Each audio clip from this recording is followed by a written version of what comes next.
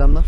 Bu hafta sizlerle beraber arabanımıza LPG tankı ve LPG ile çalışan şofben monte edeceğiz. Daha önceki 3 sene önce bir depoda bulunan şofbenin montajı için bir video çekmiştim. O videoyu izlemeyenler varsa kartını yukarı bırakırım. O videonun devamında o şofbeni yaklaşık bir seneden fazla kullandık. Bir sene kullanmamıza rağmen çok fazla sorun yaşamadık. Ta ki son kış kampında gece duş aldıktan sonra suyu boşaltmamamızdan dolayı içindeki su akış yerlerinde bulunan boruların genleşerek de donarak genleşmesi ve çatlamasından dolayı şofben kullanılmaz hale geldi. O yüzden siz olup şofbeni kullandıktan sonra özellikle kışın dondurucu havalarda şofbeninizi kullandıktan sonra içindeki suyu boşaltın. Biz bu hatayı yaptık. Bize bir şofbene mal oldu. Biz hazır şofbeni değiştiriyorken normal tüp sisteminden de kurtulup LPG tankı monte edelim dedik. Bakalım hep beraber ne yaşayacağımızı görelim. Olaya öncelikli olarak burasını biraz optimize ederek başlayacağım. Çok fazla araştırma yapmadım alırken ama maksimum en son çıkan bu ince olduğundan dolayı daha çok karavanlarda tercih ediliyor biliyorsunuzdur. Bu LPG'li şofbenini tercih ettim. Udax 12 STL adı adında. Bu 2 amperlik bir sigorta, ya 220 volttan ateşlemeyi yapıyor. O yüzden 2 amperlik bir sigortaya ihtiyacı var. Ona temin ettim. LPG tankı Vantube'nin hepsi buradan bunu aldım. Gaz bağlantısı, gaz çıkışı şu şekilde. Üzerinde ekstradan bir vana yok. O yüzden Kuruma'nın ikili gaz vana sistemini aldım. Hem şofbene hem de ocağa gaz gidebilsin diye. Ekstradan ihtiyaç duyacağımız malzemeleri şimdi hesaplayacağız.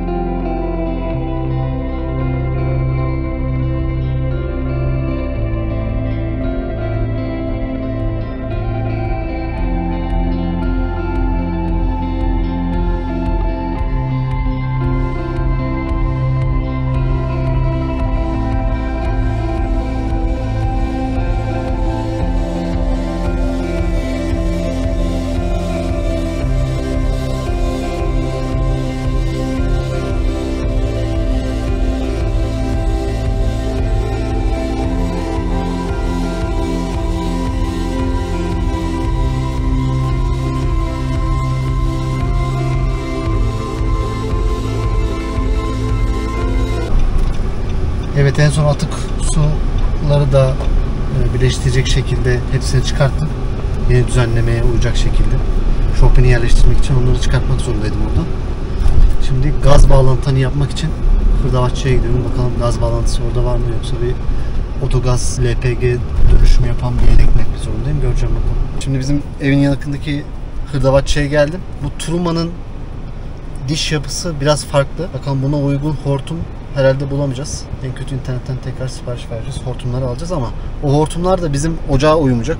O da komple değişmesi lazım. Ne yapacağız? Yönlendirmelerle beraber şimdi hidrolikler var. Hortum ve rekor bağlantısı burada yapılıyormuş. Bakalım bizim Truma ve diğer bağlantılara burada çare bulabileceğiz. Çok da inanmıştım burası olacak diye. Ama tüple onların hortumlarının bağlantısı, tüp çıkışları olmuyormuş. Tüpçüye gitmen lazım dediler. Buradaki tüpçü de olmadı. Başka tüp, otogaz tüpçüsü bulacağız bakalım. Rekorcu da şeyi bastırdım. Pres ettik. Şu uçlarını.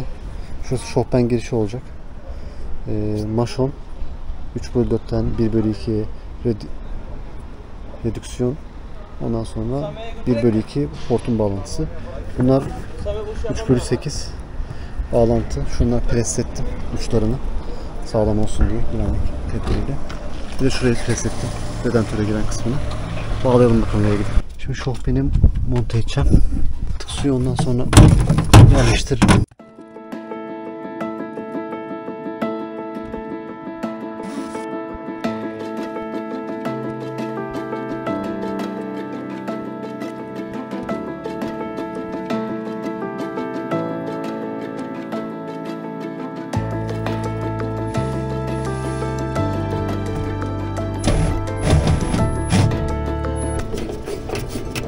Şunu atlayacağız burada. Evet. Dün paydos yaptık tabii ki. Akşam boyunca. Bayağı da yorulmuştum. Bugün devam edeceğim. Yaklaşık 3 hafta sonudur. Hafta içi mesaiden sonra hafta sonu bir mesai yapıyorum. Bu mesainin sebebi aslında kış başlamadan, yani böyle soğuklar bir anda başlamadan bazı tatil işlerini bitirip kışa hazırlıklı gitmek. Yaz sonu, tabii ki yazın tatile çıktığımızda karavana verdiğimiz bazı aksaklıklar oldu. Zararlı var bunun içinde. Onları hallettim. Şimdi sıcak su işini de halledersek kışa hazır olmuş olacağız. Benim gibi mesai yapanlar varsa, yani hafta içi mesaisinin sonunda hafta sonu karavan mesaisi, karavan tadilatla ilgili mesai yapanlar varsa lütfen aşağıya yorumlara yazsınlar. Ben de yalnız olmadığımı anlarım. Atık suyu altta birleştireyim demiştim ama yukarıda bir imkan olur mu diye merak ediyorum. Yani şu seviyeden, şuradaki seviyeden çıkartabilsem lavabonun atık suyunu şuradan götürüp şu yine şu borda orayı kısaltıp biraz birleştirebilirim diye düşünüyorum.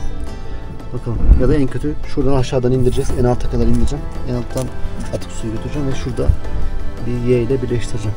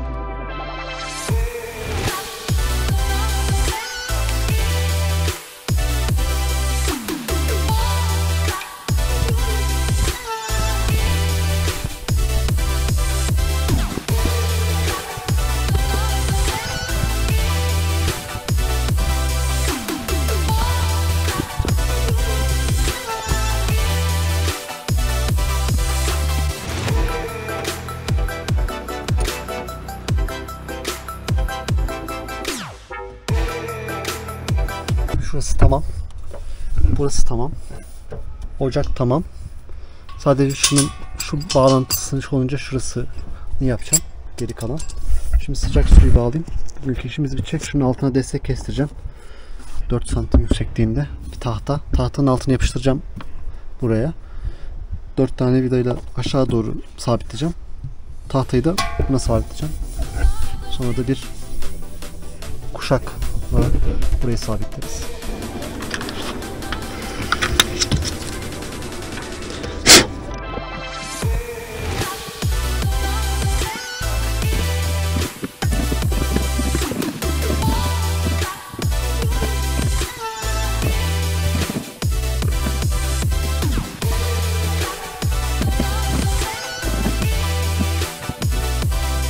Bu haftayı kapatmadan elektrik bağlantısını yapalım dedik. Şimdi sigortayı takalım. İlk önce sigortayı yapacağımız yeri şuraya monte edelim.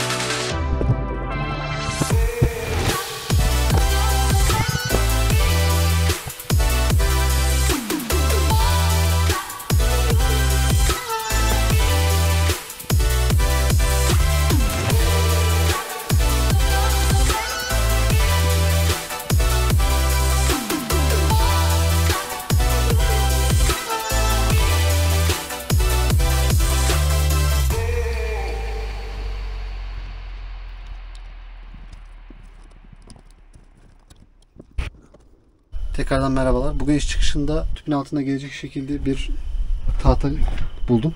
2 tane birleştireceğim şimdi onları. Şunları. Çok bakalım nasıl olacak göreceğiz. Şimdi en azından şuraya koyunca biraz yukarı kalkacak. O sayede tüpün şişman kısmıyla alttaki zayıf kısmı birbirinden biraz daha ayrılmış olacak ve şurası tamamen kapanacak. Yani şurasının koruyucusu ve şurası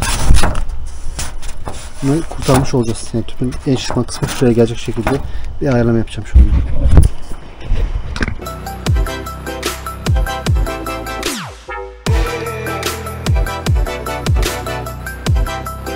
Şu hortum arkaya onu biraz öne çıkarttığı için olmuş. Bu şekilde oldu. Tamamen kapanıyor. Şöyle kapatayım. Bakalım ışık geliyor mu? Gelmiyor. Bu şekilde kapanır. Şuraya sıkıştırdık mı tamamdır. Bu problemi de çözdük gibi bakalım. Tüpün emniyeti için Agos'un sitesinden 180 liraya kuşak aldım. Onu monte etmeden şunu yapamayız. Ondan sonra onu monte ettikten sonra şunu sabitleyeceğim. Ondan sonra tüpü de bunun üstüne sabitleyerek olayı güzelleştireceğiz. Şimdi bunu aşağıdan yukarıya bir şekilde halletmek lazım.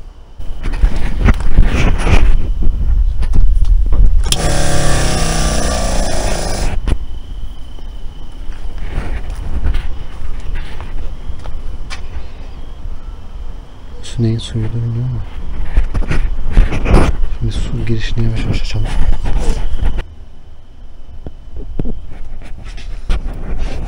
Bakalım çarpmıyor mu ama suyu bakalım. Evet, tüp bağımız da geldi. Şimdi onu buraya sabitleyeceğim. Buna sabitledim.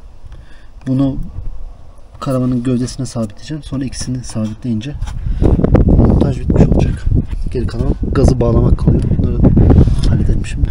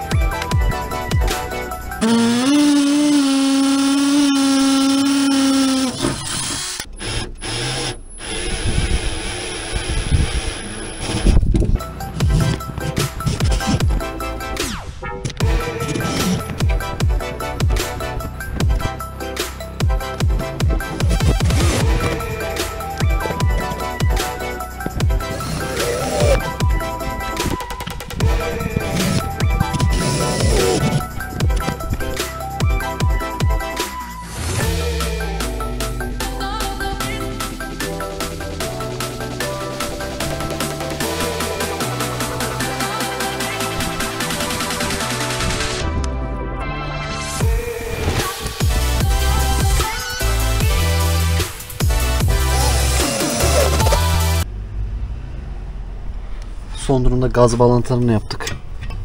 Şurasının sabitlemesini yapacak sadece. Aşağı taraf tamam. Yani bunu sallayınca karavan sallanıyor artık. Su bağlantıları tamam. Gaz bağlantıları tamam. Dağıtıcı tamam, sabitlendi o da. Birkaç diğer kablo cırt cırtla kabloları düzenleyeceğiz. Gaz alacağız. Servisi çağıracağız ve sıcak su tesisat işimiz inşallah bitmiş olacak. Bir de ilave olarak belki içeriye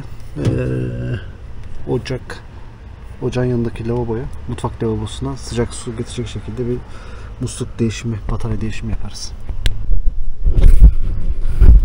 Evet, büyük gün geldi. Montajımızı tamamladık. Şimdi karavanı arabaya bağlayıp en yakın benzinlikten bir LPG alacağız. Hadi hep beraber yola çıkalım.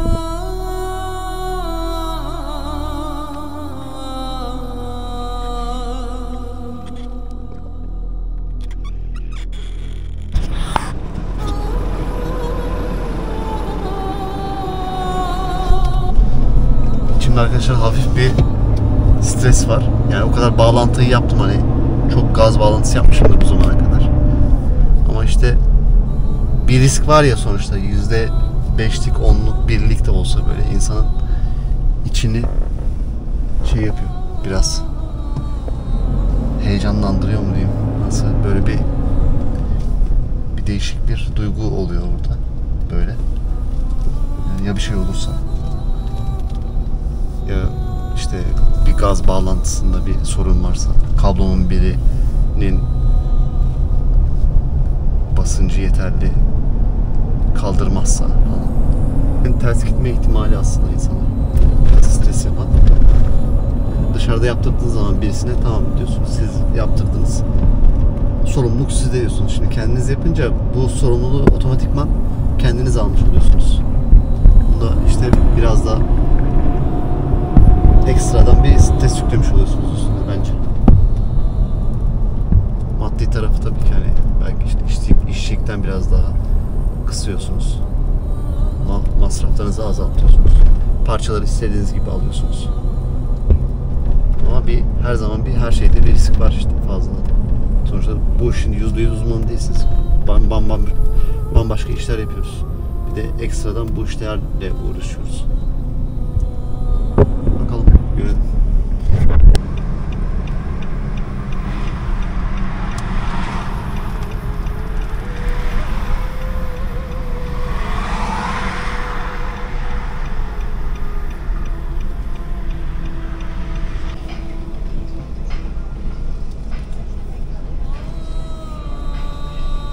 Abi kalalım öyle. Karavana. Araca mı var? Araç dizel. Karavana. He? Karavana. Karavan az daha gel o zaman. Gel abi gel. Önünde tankı. Karavan Önünde mi? önünde, evet. Tamam. Basınç verecek sonuçta ilk başta.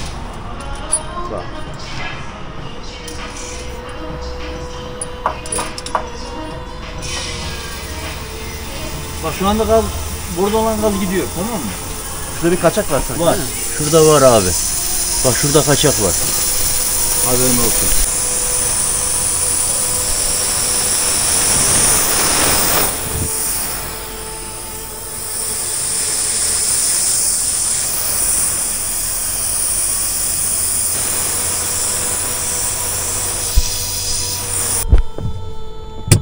Evet arkadaşlar, birinci denememizde başarısızlığa uğradık.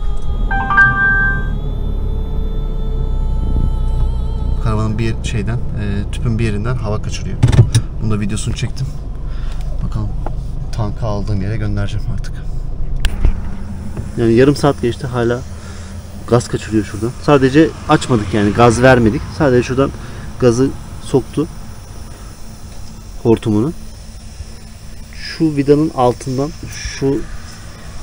buraya manaya girdiği, tüpe girdiği şu vidanın altı zannedersem gaz kaçırıyor. Diğerlerinde öyle bir sorun yok. Bunları da fark ettim. Bunlar da boşluktu. Boşlukluydu. Demek ki arkadaşlar, ben şunu anladım. Bu işte kendiniz yapmayacaksınız. Yani daha doğrusu LPG tankın işini gideceksiniz bir yere. Yapacaksınız ki garantisi olsun. Şimdi arıyorum adamları. Büyük ihtimalle daha uyanmadılar. Saat 9. Telefonlarını açmadılar. Türkiye'de alışveriş. Tüpü iade etmeye karar verdim. Bana LPG ve şofben montajının 789. gününden herkese merhaba. En son gördüğünüz gibi LPG tankımız değiştirip tekrar yeni bir LPG tank aldık 7A mühendislikten. Bu LPG tankından daha memnun oldum çünkü gelmeden bunu doldurabildim çünkü üstünde valf var.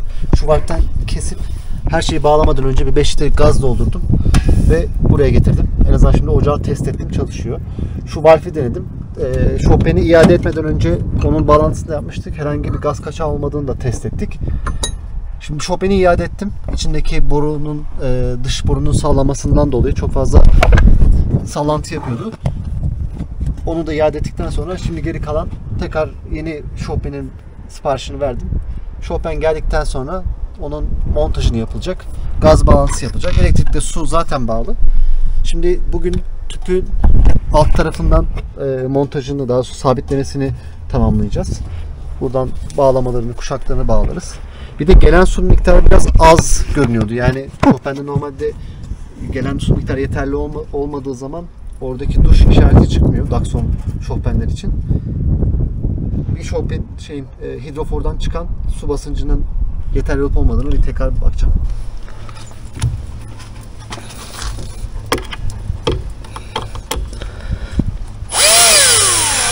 Bugün değiştirdiğimiz şofbenin yenisi geldi. Bu sefer ortası sallanmıyor, kontrol ettik. Şimdi onun montajını yapalım.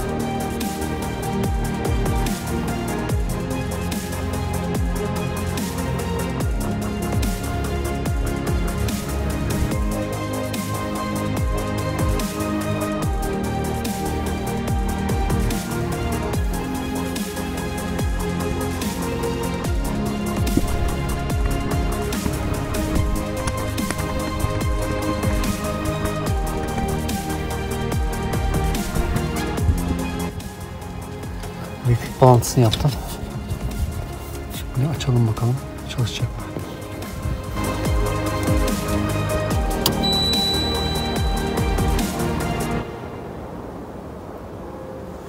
Elektriğimiz tamam. Son olarak burada toplayacağım şimdi. Toplamadan önce maliyetleri söyleyeyim. Şimdi Daksom'un şofbeni en son işte şu anda Ekim ayındayız. 2023. 8.000 lira.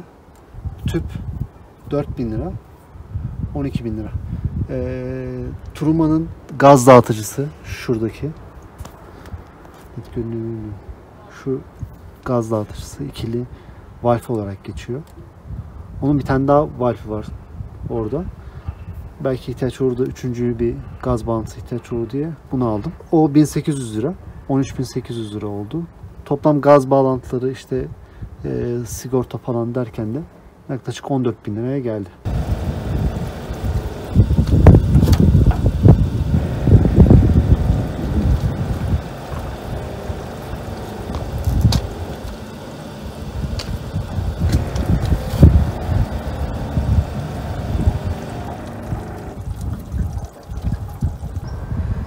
Üzerinde uyarı var. Diyor ki eğer diyor ilk kullanımdaysa birkaç tane deneyim yapmanız lazım. İçindeki gaz borularının içindeki havadan dolayı. Şimdi tekrar deniyorum.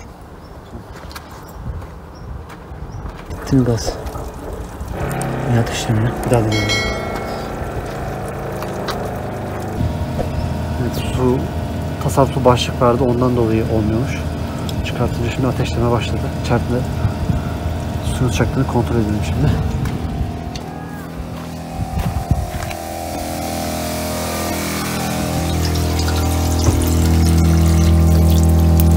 Evet, artık sıcak suyumuz var.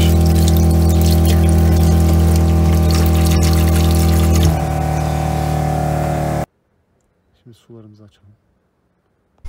İçeride bir tadilat işlemimiz daha kaldı. Şu lavaboyu tek girişli bu. Bunu iki girişli olan, yani sıcak su girişi olan da değiştireceğim. Bunu değiştirince iki taraflı bir T alıp şofbenden buraya da bulaşıkları yıkamak için en azından sıcak su gelecek.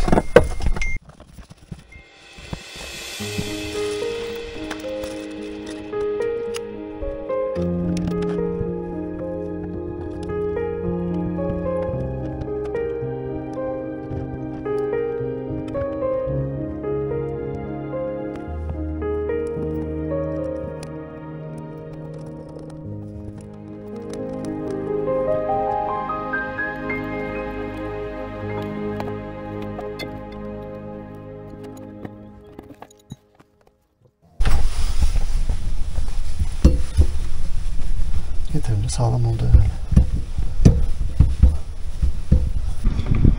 Şimdi buradan şofben çıkışından bir yerden T almamız gerekiyor. Şu parçadan. Burası banyoya gidiyor. Şuradan bir tane daha alıp mutfağa göndereceğiz. Şuradan T'yi taktım. Herhangi bir su akması yok. Sıktım. Şurası akıtıyordu. Galiba başardık mı acaba? Bakalım. Son testleri yapalım.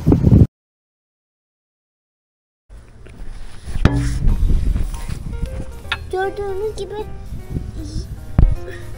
gösterdiğimiz gibi sorunlarımızı çözmeye çalışıyoruz.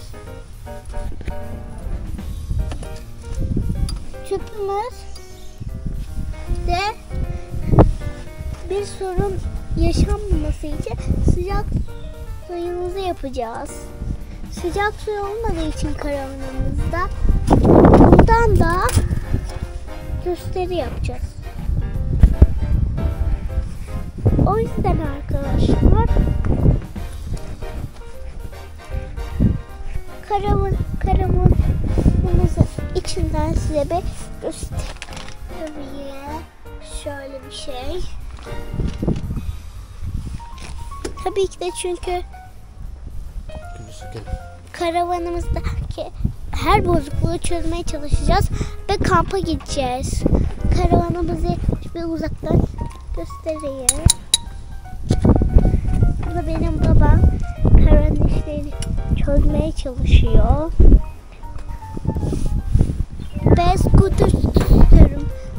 Benim scooter'ım var. Onu çok seviyorum ama süremiyorum.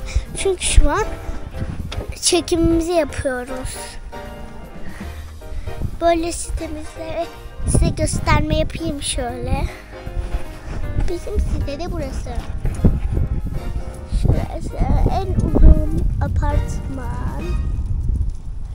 Tabii ki de bu apartman birazcık daha küçük bizden. Şöyle göstereyim. Bu siyah tüpümüz yeni geldi. Sıcak suyumuzu yapmak için bu tüp yeni geldi. Tabii ki de 160 yılından kalmış olabilir bile. 160. Dalga geçin. O yüzden söz etmeyelim bakalım.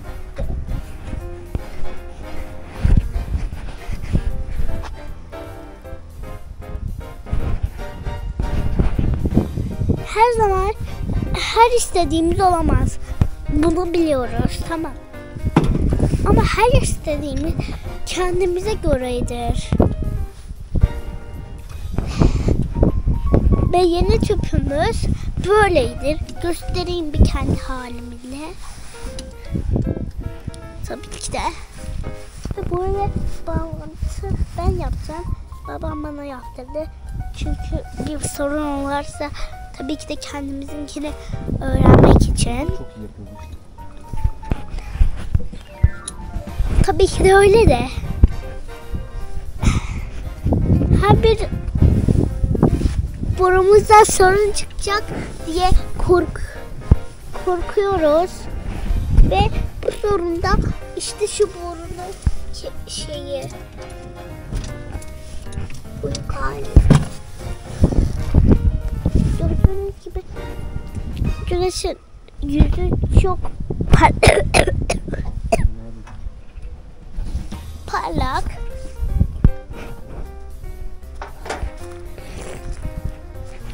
Bakın bulut havası da çok.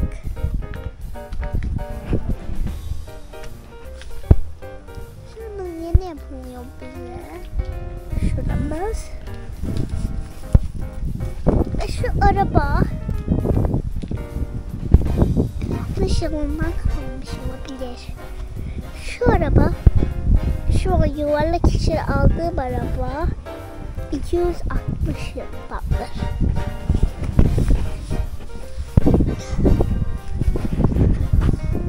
Şu gösterdiğim alan bizim evlerin apartmanın arkadaşları. Babama çok sahip çıkar. Aynı tak, aynı valv, multi var ama farklı bir yerden aldım bu sefer. Açma kapama valvi var ilave olarak. Bir de şurayı sabitlemişler. Bu güzel olmuş. Şurayı sabitlemeleri.